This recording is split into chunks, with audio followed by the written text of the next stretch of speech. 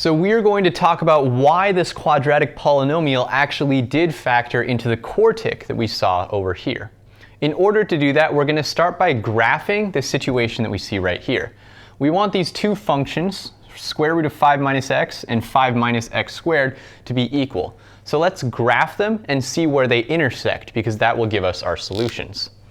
If we do that, first let's look at the square root of 5 minus x. So we have the number 5 right here, and the square root function is going to go something like this. Then if we look at 5 minus x squared, we have 5 on the y-axis here. It's going to come up through 5 and then back down.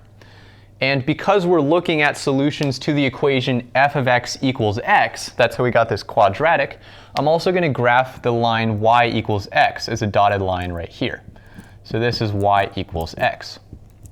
So we see that for one of the solutions to 5 minus x squared equals x, it also intersects the square root of 5 minus x function right here. But for the other solution down here, the square root function is nowhere to be found. And that's because the square root always outputs positive values, but this second solution is negative. And in fact, this hints at another fact, which is that these two functions are not actually inverses. And that's because the square root of 5 minus x is only defined for values of y greater than 0. So if the square root only gives outputs greater than 0, its inverse needs to only accept inputs greater than 0. But we see that 5 minus x squared has values over here where x is less than 0. Those are not actually part of the inverse to the square root of 5 minus x.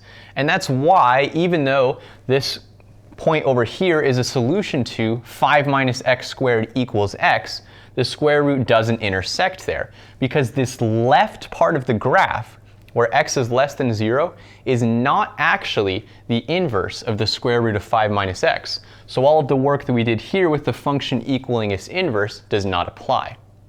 Now if we graph the negative square root, if we look at negative square root of 5 minus x, it's going to look something like this. And then it is actually going to intersect down there at that second point.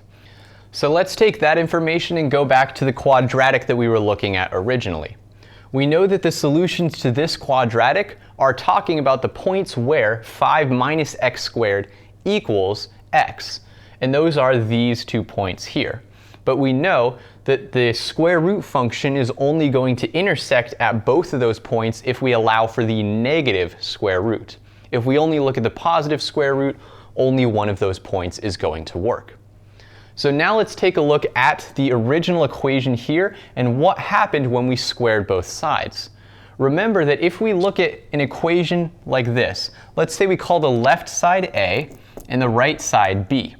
What we did here in the first step is we squared both sides. So we went from a equals b to a squared equals b squared. But what are the solutions to a squared equals b squared? Of course, one of them is going to be a equals b, but there's another one. In fact, the possible solutions are a equals plus or minus b. So when we square both sides of this equation, what we're doing is saying we allow the left side of the equation to be the negative of the right side of the equation. And what that's essentially doing is the same thing as allowing the negative half of the square root, because we're allowing that side to be negative. And that's why we're able to factor this quadratic out of the quartic. It's because by squaring both sides, we've introduced both solutions to the quadratic. And if this quartic has both of the roots of this quadratic equation, that means we are able to factor it out. Now, of course, if you're in a math competition and you see this kind of problem, it makes sense to go, okay, let's just guess that this quadratic will go into the quartic, do the polynomial long division and see how it goes, and if it works, it works. But it's also nice to understand exactly why we can get this quadratic as a factor of the quartic equation.